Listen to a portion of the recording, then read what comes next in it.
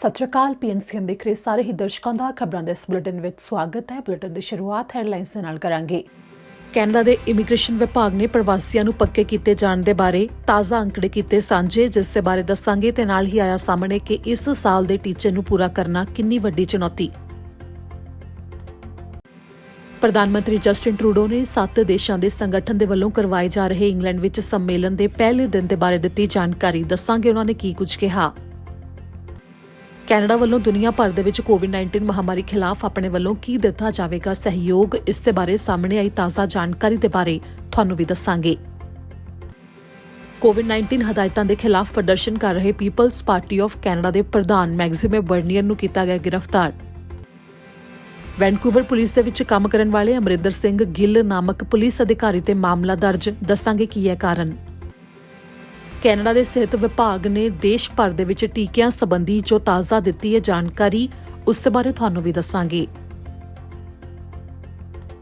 ਇਸ ਤਰ੍ਹਾਂ ਹੁਣ ਬੁਲੇਟਿਨ ਦੀ ਸ਼ੁਰੂਆਤ ਕਰਦੇ ਹਾਂ। ਸਭ ਤੋਂ ਪਹਿਲਾਂ ਤੁਹਾਨੂੰ ਦੱਸਾਂਗੇ ਜੋ ਕੈਨੇਡਾ ਦੇ ਇਮੀਗ੍ਰੇਸ਼ਨ ਵਿਭਾਗ ਦੇ ਵੱਲੋਂ ਤਾਜ਼ਾ ਅੰਕੜੇ ਸਾਂਝੇ ਕੀਤੇ ਗਏ ਨੇ, ਜਿਸ ਦੇ ਵਿੱਚ ਇਹ ਦੱਸਿਆ ਗਿਆ ਹੈ ਕਿ ਅਪ੍ਰੈਲ 2021 ਦੇ ਮਹੀਨੇ ਕਿੰਨੇ ਪ੍ਰਵਾਸੀਆਂ ਨੂੰ ਕੈਨੇਡਾ ਨੇ PR ਦਿੱਤੀ ਹੈ, ਯਾਨੀ ਕਿ ਕੈਨੇਡਾ ਨੇ ਉਹਨਾਂ ਦਾ ਸਵਾਗਤ ਕੀਤਾ ਹੈ। ਕੈਨੇਡਾ ਦੇ ਇਮੀਗ੍ਰੇਸ਼ਨ ਵਿਭਾਗ ਨੇ ਅੰਕੜੇ ਜਾਰੀ ਕੀਤੇ ਨੇ, ਜਿਸ ਮੁਤਾਬਕ ਅਪ੍ਰੈਲ 2021 ਦੇ ਵਿੱਚ 21,105 ਨਵੇਂ ਪ੍ਰਵਾਸੀਆਂ ਨੂੰ PR ਦਿੱਤੀ ਗਈ ਹੈ। ਇਮੀਗ੍ਰੇਸ਼ਨ ਵਿਭਾਗ ਨੇ ਇਸ ਸੰਬੰਧੀ ਅੰਕੜੇ ਜਾਰੀ ਕੀਤੇ ਤਾਂ ਇਸ ਤੋਂ ਇਹ ਸਾਹਮਣੇ ਆਇਆ ਕਿ ਪਿਛਲੇ 2 ਮਹੀਨਿਆਂ ਦੇ ਵਿੱਚ ਜਿਹੜੇ ਅੰਕੜੇ ਸਾਹਮਣੇ ਆਏ ਸੀ ਉਹਨਾਂ ਦੀ ਤੁਲਨਾ ਮੁਤਾਬਕ ਇਹ ਗਿਣਤੀ ਹੇਠਾਂ ਆਈ ਹੈ। ਜਨਵਰੀ 2021 ਵਿੱਚ ਕੈਨੇਡਾ ਨੇ 24,680 ਜਣਿਆਂ ਨੂੰ PR ਦਿੱਤੀ ਸੀ, ਜਦਕਿ ਫਰਵਰੀ ਵਿੱਚ 23,395 ਜਣਿਆਂ ਨੂੰ PR ਦਿੱਤੀ ਗਈ। ਇਸ ਸਮੇਂ ਟੀਚਾ ਮਿਥਿਆ ਗਿਆ ਕਿ ਸਾਲ 2021 ਦੇ ਵਿੱਚ 4,01,000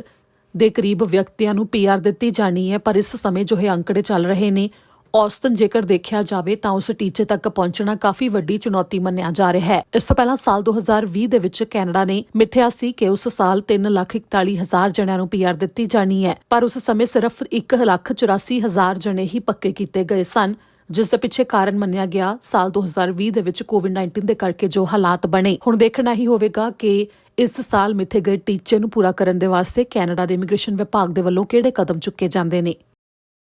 ਜਿਵੇਂ ਕਿ ਤੁਹਾਨੂੰ ਜਾਣਕਾਰੀ ਦਿੱਤੀ ਗਈ ਹੈ ਤਾਂ ਇਸ ਦੇ ਵਿੱਚ ਜਿਵੇਂ ਕਿ ਸਾਲ 2021 ਦੇ ਵਾਸਤੇ 4 ਲੱਖ ਤੋਂ ਵੱਧ ਦਾ ਟੀਚਾ ਹੈ ਕਿ ਨਵੇਂ ਪ੍ਰਵਾਸੀਆਂ ਦਾ ਸਵਾਗਤ ਕੀਤਾ ਜਾਣਾ ਹੈ। ਇਸ ਨੂੰ ਲੈ ਕੇ ਕਈ ਨਵੇਂ ਪ੍ਰੋਗਰਾਮ ਵੀ ਸ਼ੁਰੂ ਕੀਤੇ ਗਏ, ਜਿਸ ਦੇ ਵਿੱਚ ਵੱਡੀ ਗਿਣਤੀ ਪ੍ਰਵਾਸੀਆਂ ਨੂੰ PR ਦੇਣ ਦੇ ਬਾਰੇ ਪ੍ਰਕਿਰਿਆ ਤਾਂ ਸ਼ੁਰੂ ਹੋਈ, ਪਰ ਕੀ ਉਹ ਪ੍ਰਕਿਰਿਆ ਸਾਲ 2021 ਦੇ ਵਿੱਚ ਹੀ ਪੂਰੀ ਹੋ ਸਕੇਗੀ, ਇਹ ਵੀ ਵੱਡੀ ਚੁਣੌਤੀ ਹੈ। ਤੇ ਹੁਣ ਦੇਖਣਾ ਹੀ ਹੋਵੇਗਾ ਕਿ ਆਖਿਰ ਇਹ ਟੀਚਾ ਪੂਰਾ ਹੁੰਦਾ ਹੈ ਜਾਂ ਨਹੀਂ। ਇਸ ਨਾਲ ਹੀ ਹੁਣ ਅਗਲੀ ਖਬਰ ਦੇ ਵੱਲ ਰੁਖ ਕਰਦੇ ਹਾਂ। ਪ੍ਰਧਾਨ ਮੰਤਰੀ ਜਸਟਿਨ ਟਰੂਡੋ ਨੇ ਜੋ ਜਾਣਕਾਰੀ ਦਿੱਤੀ ਹੈ, ਜਿਸ ਵਿੱਚ ਜੋ ਉਹ ਇਸ ਸਮੇਂ G7 ਸੰਮੇਲਨ ਹੈ, ਜੋ ਯਾਨੀ ਕਿ 7 ਦੇਸ਼ਾਂ ਦਾ ਸੰਗਠਨ ਹੈ, ਉਹਨਾਂ ਦੇ ਵੱਲੋਂ UK ਦੇ ਵਿੱਚ ਸੰਮੇਲਨ ਕਰਵਾਇਆ ਜਾ ਰਿਹਾ ਹੈ। ਉਸ ਸੰਮੇਲਨ ਦੇ ਵਿੱਚ ਹਿੱਸਾ ਲੈਣ ਪਹੁੰਚੇ ਜਦੋਂ ਪ੍ਰਧਾਨ ਮੰਤਰੀ ਜਸਟਿਨ ਟਰੂਡੋ, ਤਾਂ ਪਹਿਲਾ ਦਿਨ ਦੇ ਪੂਰਾ ਹੋਣ ਦੇ ਉੱਤੇ ਉਹਨਾਂ ਨੇ ਜੋ ਜਾਣਕਾਰੀ ਸਾਂਝੀ ਕੀਤੀ ਹੈ ਉਹ ਹੁਣ ਤੁਹਾਨੂੰ ਅਸੀਂ ਦੱਸਾਂਗੇ। ਪ੍ਰਧਾਨ ਮੰਤਰੀ ਜਸਟਿਨ ਟਰੂਡੋ ਇੰਗਲੈਂਡ ਦੇ ਵਿੱਚ G7 ਦੇਸ਼ਾਂ ਦੇ ਸੰਮੇਲਨ 'ਚ ਹਿੱਸਾ ਲੈਣ ਦੇ ਲਈ ਪਹੁੰਚੇ ਹੋਏ ਨੇ, ਜਿੱਥੇ ਕਿ ਪਹਿਲੇ ਦਿਨ ਕੀ ਕੁਝ ਹੋਇਆ, ਦਿਨ ਦੇ ਅੰਤ ਵਿੱਚ ਉਹਨਾਂ ਨੇ ਸਾਰੀ ਜਾਣਕਾਰੀ ਸਾਂਝੀ ਕੀਤੀ, ਜਿਸ ਦੇ ਵਿੱਚ ਪ੍ਰਧਾਨ ਮੰਤਰੀ ਜਸਟਿਨ ਟਰੂਡੋ ਨੇ ਕਿਹਾ ਕਿ ਉਹਨਾਂ ਨੇ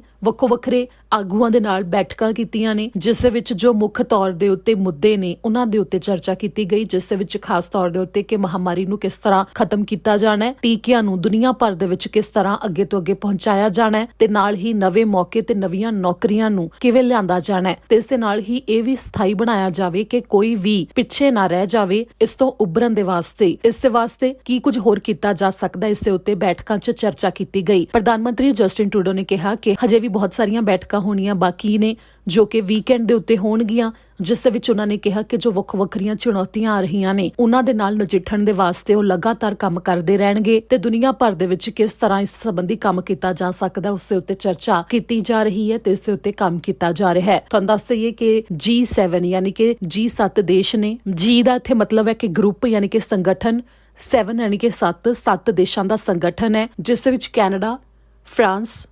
Germany, Italy, Japan, England, America ਤੇ ਯੂਰਪੀਅਨ ਯੂਨੀਅਨ ਆਉਂਦੀ ਹੈ। ਅੱਗੇ ਹੈ ਕਿ ਇਸ ਸੰਮੇਲਨ ਦੇ ਦੌਰਾਨ ਇੱਕ ਫੈਸਲਾ ਲਿਆ ਜਾਵੇਗਾ, ਜਿਸ ਤੋਂ ਬਾਅਦ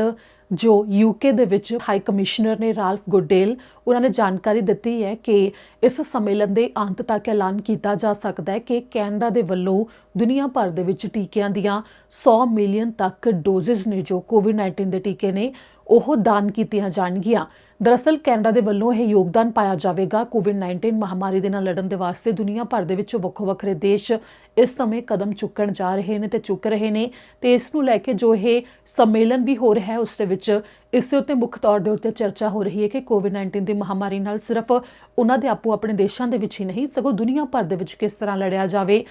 ਤੇ ਇਸੇ ਨੂੰ ਲੈ ਕੇ ਕੈਨੇਡਾ ਦੇ ਵੱਲੋਂ ਹੀ ਯੋਗਦਾਨ ਪਾਇਆ ਜਾ ਸਕਦਾ ਹੈ ਕਿ 100 ਮਿਲੀਅਨ ਤੱਕ ਟੀਕਿਆਂ ਦੀਆਂ ਡੋਜ਼ਸ ਨੇ ਜਿਹੜੀਆਂ ਉਹ ਦਾਨ ਕੀਤੀਆਂ ਜਾਣਗੀਆਂ ਜੋ ਕਿ ਦੁਨੀਆ ਭਰ ਦੇ ਵਿੱਚ ਵੱਖ-ਵੱਖਰੇ ਹਿੱਸਿਆਂ ਦੇ ਵਾਸਤੇ ਉਹ ਡੋਜ਼ਸ ਦਾਨ ਕੀਤੀਆਂ ਜਾਣਗੀਆਂ ਜਿਸ ਦੇ ਬਾਰੇ ਅਧਿਕਾਰਤ ਤੌਰ ਦੇ ਉੱਤੇ ਐਲਾਨ ਹੈ ਜੋ ਸੰਮੇਲਨ ਦੇ ਅੰਤ ਦੇ ਵਿੱਚ ਕੀਤਾ ਜਾ ਸਕਦਾ ਹੈ। ਪਰ ਫਿਲਹਾਲ ਸ਼ੁਰੂਆਤ ਦੇ ਵਿੱਚ ਰਾਲਫ ਗੁੱਡੇਲ ਦੇ ਵੱਲੋਂ ਇਸ ਦੇ ਬਾਰੇ ਜਾਣਕਾਰੀ ਦਿੱਤੀ ਗਈ ਹੈ ਜੋ ਕਿ ਯੂਕੇ ਦੇ ਵਿੱਚ ਕੈਨੇਡਾ ਦੇ ਹਾਈ ਕਮਿਸ਼ਨਰ ਨੇ। ਅਗਲੀ ਖਬਰ ਹੈ ਕਿ ਕੈਨੇਡਾ ਦੇ ਵੱਖ-ਵੱਖਰੇ ਹਿੱਸਿਆਂ ਦੇ ਵਿੱਚ ਜੋ ਪ੍ਰਦਰਸ਼ਨ ਕੀਤੇ ਜਾ ਰਹੇ ਨੇ ਜਿਸ ਦੇ ਵਿੱਚ ਕਈ ਸ਼ਹਿਰਾਂ ਦੇ ਅੰਦਰ ਖਾਸ ਤੌਰ ਦੇ ਉੱਤੇ ਵੀਕਐਂਡ ਦੇ ਉੱਤੇ ਪ੍ਰਦਰਸ਼ਨ ਹੁੰਦੇ ਨੇ ਜਿਸ ਦੇ ਵਿੱਚ ਕੋਵਿਡ-19 ਨਾਲ ਸੰਬੰਧਿਤ ਸਿਹਤ ਹਦਾਇਤਾਂ ਨੇ ਜੋ ਉਹਨਾਂ ਦਾ ਵਿਰੋਧ ਕੀਤਾ ਜਾਂਦਾ ਹੈ ਤਾਂ ਇਸ ਨੂੰ ਸਮਰਥਨ ਦੇਣ ਵਾਲੇ ਪੀਪਲਸ ਪਾਰਟੀ ਆਫ ਕੈਨੇਡਾ ਦੇ ਪ੍ਰਧਾਨ ਮੈਗਜ਼ੀਮੇ ਬਰਨੀਅਰ ਉਹਨਾਂ ਨੂੰ ਗ੍ਰਿਫਤਾਰ ਕੀਤਾ ਗਿਆ ਹੈ। ਮੈਨੀਟੋਬਾ ਦੇ ਦੱਖਣੀ ਹਿੱਸੇ ਦੇ ਵਿੱਚ ਵਿਨੀਪੈਗ ਤੋਂ ਕਰੀਬ 57 ਕਿਲੋਮੀਟਰ ਦੀ ਦੂਰੀ ਦੇ ਉੱਤੇ ਪੇਂਡੂ ਖੇਤਰ ਦੇ ਵਿੱਚ ਕੁਝ ਪ੍ਰਦਰਸ਼ਨਕਾਰੀ ਸ਼ੁੱਕਰਵਾਰ ਦੀ ਸਵੇਰ ਨੂੰ ਇਕੱਠੇ ਹੋਏ ਜਿਨ੍ਹਾਂ ਨੂੰ ਸਮਰਥਨ ਦੇਣ ਦੇ ਲਈ ਮੈਗਜ਼ੀਮੇ ਬਰਨੀਅਰ ਵੀ ਪਹੁੰਚੇ ਜਿੱਥੇ ਕਿ 15 ਕੁ ਗਿਣਤੀ ਦੇ ਵਿੱਚ ਪ੍ਰਦਰਸ਼ਨਕਾਰੀ ਸਨ ਤੇ ਉਸ ਪ੍ਰਦਰਸ਼ਨ ਦੇ ਖਤਮ ਹੋਣ ਤੋਂ ਬਾਅਦ ਉਹ ਅਗਲੀ ਇੱਕ ਰੈਲੀ ਦੇ ਵਿੱਚ ਹਿੱਸਾ ਲੈਣ ਜਾ ਰਹੇ ਸੀ ਕਿ ਉਸ ਤੋਂ ਪਹਿਲਾਂ ਹੀ ਪੁਲਿਸ ਨੇ ਮੈਗਜ਼ੀਮੇ ਬਰਨੀਅਰ ਨੂੰ ਗ੍ਰਿਫਤਾਰ ਕਰ ਲਿਆ ਜਿਸ ਦੇ ਬਾਰੇ ਜਾਣਕਾਰੀ ਸਾਹਮਣੇ ਆਈ। ਦਰਅਸਲ ਪੁਲਿਸ ਨੇ ਇੱਥੇ ਜਾਣਕਾਰੀ ਦਿੱਤੀ ਕਿ ਉਹਨਾਂ ਨੇ ਮੈਗਜ਼ੀਮੇ ਬਰਨੀਅਰ ਨੂੰ ਇਸ ਤੋਂ ਪਹਿਲਾਂ ਸਵੇਰੇ ਟਿਕਟ ਦੇ ਦਿੱਤੀ ਸੀ ਕਿ ਸਿਹਤ ਹਦਾਇਤਾਂ ਦੀ ਉਲੰਘਣਾ ਉਹਨਾਂ ਦੇ ਵੱਲੋਂ ਕੀਤੀ ਗਈ ਹੈ ਜਿਸ ਤੋਂ ਬਾਅਦ ਉਹ ਦੁਬਾਰਾ ਫਿਰ ਇੱਕ ਰੈਲੀ ਦੇ ਵਿੱਚ ਸ਼ਾਮਲ ਹੋਣ ਜਾ ਰਹੇ ਸੀ ਜੋ ਕਿ ਮੁੜ ਤੋਂ ਸਿਹਤ ਹਦਾਇਤਾਂ ਦੀ ਉਲੰਘਣਾ ਹੋਣੀ ਸੀ ਤੇ ਉਸ ਤੋਂ ਪਹਿਲਾਂ ਹੀ ਪੁਲਿਸ ਨੇ ਉਹਨਾਂ ਨੂੰ ਗ੍ਰਿਫਤਾਰ ਕਰ ਲਿਆ। ਇਸ ਤਰ੍ਹਾਂ ਹੁਣ ਅਗਲੀ ਖਬਰ ਦੇ ਵੱਲ ਰੁਕ ਕਰਾਂਗੇ ਜੋ ਵੈਨਕੂਵਰ ਪੁਲਿਸ ਵਿਭਾਗ ਤੋਂ ਜਾਣਕਾਰੀ ਸਾਹਮਣੇ ਆਈ ਹੈ ਜਿਸ ਦੇ ਵਿੱਚ 2019 ਦਾ ਇੱਕ ਮਾਮਲਾ ਹੈ ਤੇ ਉਸ ਦੇ ਵਿੱਚ ਵੈਨਕੂਵਰ ਪੁਲਿਸ ਵਿਭਾਗ 'ਚ ਕੰਮ ਕਰਦੇ ਕਾਂਸਟੇਬਲ ਅਮਰਿੰਦਰ ਸਿੰਘ ਗਿੱਲ ਦੇ ਉੱਤੇ ਮਾਮਲਾ ਦਰਜ ਕੀਤਾ ਗਿਆ। ਵੈਨਕੂਵਰ ਪੁਲਿਸ ਅਧਿਕਾਰੀ ਦੇ ਉੱਤੇ ਅਸੌਲਟ ਦੇ ਮਾਮਲੇ ਦਰਜ ਹੋਏ ਨੇ ਜਿਸ ਦੇ ਬਾਰੇ BC ਪ੍ਰੋਸੀਕਿਊਸ਼ਨ ਸਰਵਿਸ ਦੇ ਵੱਲੋਂ ਜਾਣਕਾਰੀ ਦਿੱਤੀ ਗਈ ਹੈ। ਸ਼ੁੱਕਰਵਾਰ ਨੂੰ ਉਹਨਾਂ ਨੇ ਜਾਣਕਾਰੀ ਦਿੱਤੀ ਕਿ ਉਹਨਾਂ ਨੇ ਵੈਨਕੂਵਰ ਪੁਲਿਸ ਵਿਭਾਗ ਦੇ ਵਿੱਚ ਕੰਮ ਕਰਦੇ ਕਾਂਸਟੇਬਲ ਅਮਰਿੰਦਰ ਸਿੰਘ ਗਿੱਲ ਦੇ ਉੱਤੇ ਮਾਮਲੇ ਦਰਜ ਕੀਤੇ ਜਾਣ ਨੂੰ ਇਜਾਜ਼ਤ ਦੇ ਦਿੱਤੀ ਹੈ ਜਿਸ ਤੋਂ ਬਾਅਦ ਇਹ ਵੀ ਜਾਣਕਾਰੀ ਦਿੱਤੀ ਗਈ ਹੈ ਕਿ ਦਰਅਸਲ ਨਵੰਬਰ 13, 2019 ਵਿੱਚ ਡਾਊਨਟਾਊਨ ਵੈਨਕੂਵਰ ਦੇ ਅੰਦਰ ਇੱਕ ਵਿਅਕਤੀ ਦੀ ਗ੍ਰਿਫਤਾਰੀ ਦੇ ਦੌਰਾਨ ਅਜਿਹਾ ਵਾਪਰਿਆ ਜਦੋਂ ਕਾਂਸਟੇਬਲ ਅਮਰਿੰਦਰ ਸਿੰਘ ਗਿੱਲ ਦੇ ਉੱਤੇ ਇਲਜ਼ਾਮ ਲੱਗੇ ਜਿਸ ਤੋਂ ਬਾਅਦ ਇਸ ਦੇ ਉੱਤੇ ਜਾਂਚ ਚੱਲ ਰਹੀ ਸੀ ਤੇ ਇਸ ਦੇ ਬਾਰੇ ਵੈਨਕੂਵਰ ਪੁਲਿਸ ਵਿਭਾਗ ਨੇ ਇਹ ਵੀ ਦੱਸਿਆ ਗਿਆ ਹੈ ਕਿ ਇਸ ਸਮੇਂ ਵੀ ਅਮਰਿੰਦਰ ਸਿੰਘ ਵੱਲੋਂ ਉਹਨਾਂ ਦੇ ਨਾਲ ਕੰਮ ਕੀਤਾ ਜਾ ਰਿਹਾ ਹੈ ਤੇ ਅਮਰਿੰਦਰ ਸਿੰਘ ਗਿੱਲ ਦੀ ਹੁਣ ਅਗਸਤ 16 ਨੂੰ ਵੈਨਕੂਵਰ ਪ੍ਰੋਵਿੰਸ਼ੀਅਲ ਕੋਰਟ ਦੇ ਵਿੱਚ ਪੇਸ਼ੀ ਹੋਣੀ ਹੈ। ਇਸ ਦੇ ਬਾਰੇ ਅਧਿਕਾਰੀਆਂ ਨੇ ਜਾਣਕਾਰੀ ਦਿੱਤੀ ਹੈ। ਇਸ ਦੇ ਬਾਰੇ ਜੇਕਰ ਕੋਈ ਅਪਡੇਟ ਆਵੇਗੀ ਅਸੀਂ ਤੁਹਾਨੂੰ ਦੱਸਾਂਗੇ। ਇਸ ਦੇ ਨਾਲ ਹੀ ਹੁਣ ਅਗਲੀ ਖਬਰ ਦੇ ਵੱਲ ਰੁਖ ਕਰਦੇ ਹਾਂ। ਅੱਗੇ ਕਿ ਕੈਨੇਡਾ ਦੇ ਸਿਹਤ ਵਿਭਾਗ ਦੇ ਵੱਲੋਂ ਤਾਜ਼ਾ ਅੰਕੜੇ ਜਾਰੀ ਕੀਤੇ ਗਏ ਨੇ ਜਿਸ ਦੇ ਵਿੱਚ ਉਹਨਾਂ ਨੇ ਦੱਸਿਆ ਕਿ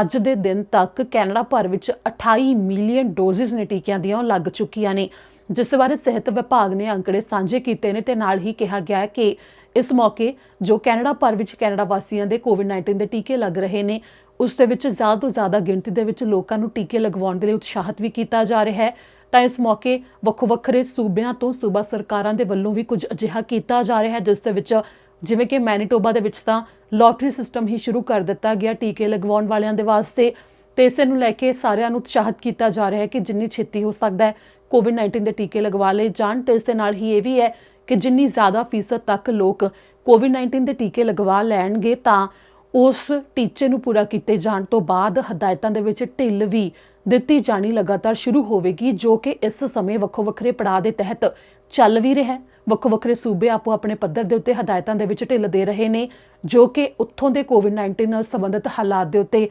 ਨਿਰਭਰ ਕਰ ਰਿਹਾ ਹੈ ਕਿ ਕੀ ਫੈਸਲਾ ਲਿਆ ਜਾਣਾ ਹੈ। ਹੁਣ ਅਗਲੀ ਖਬਰ ਦੇ ਵੱਲ ਰੁਕ ਕਰਾਂਗੇ। ਅੱਗੇ ਹੈ ਕਿ ਸਰੀ ਤੋਂ RCMP ਨੇ ਜਾਣਕਾਰੀ ਸਾਂਝੀ ਕੀਤੀ ਹੈ ਜਿਸ ਦੇ ਵਿੱਚ ਉਹਨਾਂ ਨੇ 27 ਸਾਲਾ ਇੱਕ ਔਰਤ ਲਾਪਤਾ ਹੈ ਜਿਸ ਨੂੰ ਲੱਭਣ ਦੇ ਵਾਸਤੇ ਸਹਿਯੋਗ ਦੀ ਮੰਗ ਕੀਤੀ ਹੈ। ਸਰੀ RCMP ਨੇ ਇੱਕ ਔਰਤ ਨੂੰ ਲੱਭਣ ਵਾਸਤੇ ਸਹਿਯੋਗ ਦੀ ਮੰਗ ਕੀਤੀ ਹੈ ਜੋ ਕਿ ਸਰੀ ਦੇ ਵਿੱਚੋਂ ਜੂਨ 7 ਤੋਂ ਲਾਪਤਾ ਹੈ। ਟੂਰਿਸਟ ਸਟਾਰ ਜਿਸ ਦੀ ਉਮਰ 27 ਸਾਲ ਹੈ ਜਿਸ ਦੇ ਬਾਰੇ ਜਾਣਕਾਰੀ ਦਿੱਤੀ ਗਈ ਹੈ ਕਿ ਉਸ ਨੂੰ ਆਖਰੀ ਵਾਰ ਓਸ਼ਨ ਪਾਰਕ ਵਿੱਚ ਦੇਖਿਆ ਗਿਆ 128 ਸਟਰੀਟ ਤੇ 16 ਐਵੇਨਿਊ ਦੇ ਉੱਤੇ। ਪੁਲਿਸ ਨੇ ਕਿਹਾ ਕਿ ਪਰਿਵਾਰ ਉਸਦਾ ਤੇ ਪੁਲਿਸ ਦੇ ਵੱਲੋਂ ਉਸ ਦੀ ਸੁਰੱਖਿਆ ਨੂੰ ਲੈ ਕੇ ਚਿੰਤਾ ਦਾ ਪ੍ਰਗਟਾਵਾ ਕੀਤਾ ਗਿਆ ਹੈ, ਜਿਸ ਦੇ ਬਾਰੇ ਜਾਣਕਾਰੀ ਦਿੱਤੀ ਗਈ ਹੈ ਕਿ 5 ਫੁੱਟ 2 ਇੰਚ ਦੇ ਨੇੜੇ ਉਸਦਾ ਕੱਦ ਹੈ, ਜਿਸ ਦਾ ਭਾਰ 110 ਪੌਂਡ ਹੈ ਤੇ ਕਾਲੇ ਵਾਲ ਨੇ ਉਸਦੇ ਪੂਰੀਆਂ ਅੱਖਾਂ ਨੇ, ਜਿਸ ਨੇ ਕਿ ਆਖਰੀ ਵਾਰ ਕਾਲੇ ਰੰਗ ਦਾ ਜੌਗਿੰਗ ਸੂਟ ਪਾਇਆ ਹੋਇਆ ਸੀ। ਜਿਸ ਦੇ ਬਾਰੇ ਪੁਲਿਸ ਨੇ ਕਿਹਾ ਕਿ ਜੇਕਰ ਕਿਸੇ ਨੂੰ ਵੀ ਜਾਣਕਾਰੀ ਹੋਵੇ ਤਾਂ ਸਰੀ RCMP ਦੇ ਨਾਲ 604 599 0502 ਤੇ ਸੰਪਰਕ ਕੀਤਾ ਜਾ ਸਕਦਾ ਹੈ।